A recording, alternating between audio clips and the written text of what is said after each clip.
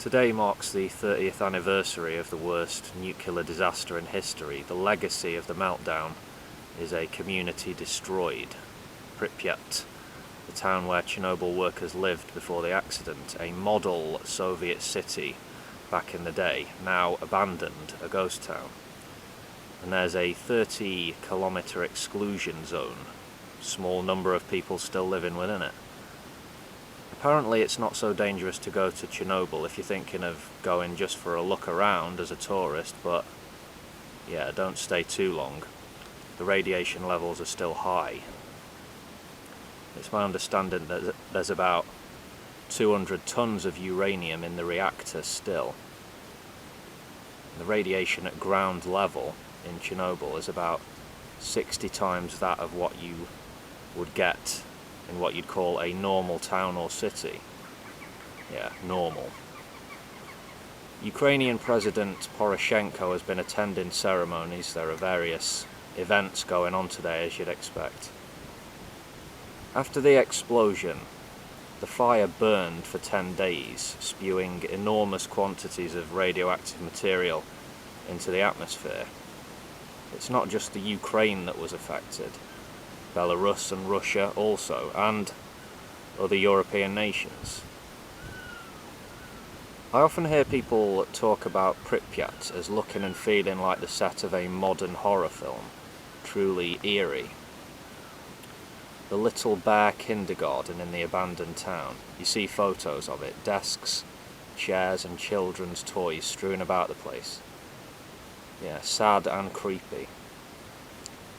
It's almost like a place frozen in time, but of course time doesn't freeze.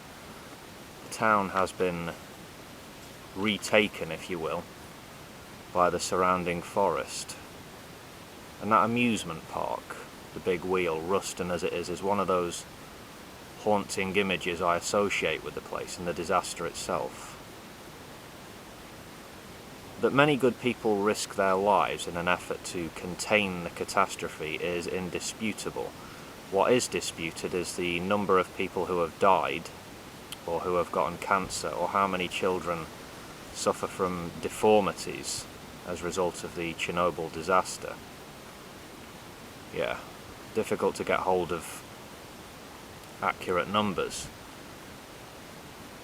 But it is the worst man-made disaster in history. Up to 5 million people are living in areas regarded as being contaminated to some degree.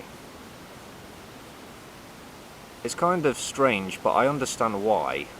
The surrounding area, the surrounding region has become a wildlife sanctuary of sorts, with people leaving suddenly. Certain niches opened up, and now you have various species thriving in the environment. The physical damage of the accident is quite well documented, though it's still difficult to get hold of the facts.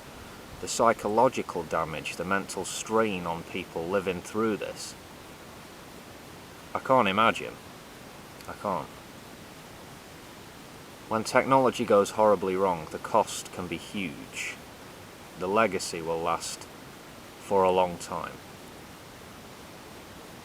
Some point out that what happened 30 years ago laid bare the failure or incompetence of the Soviet system. I think it's a fair criticism.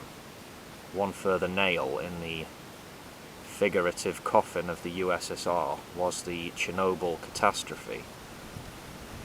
Unaccountability and a political environment of shadowy, secretive goings-on. That's not how you create a healthy system. Quite the reverse. How well do we learn from history's greatest fuck-ups? Incompetence and mismanagement can be hugely costly, as we well know. Please rate, comment and subscribe. Feel free to share your thoughts, folks. And I'll see you next video. Peace.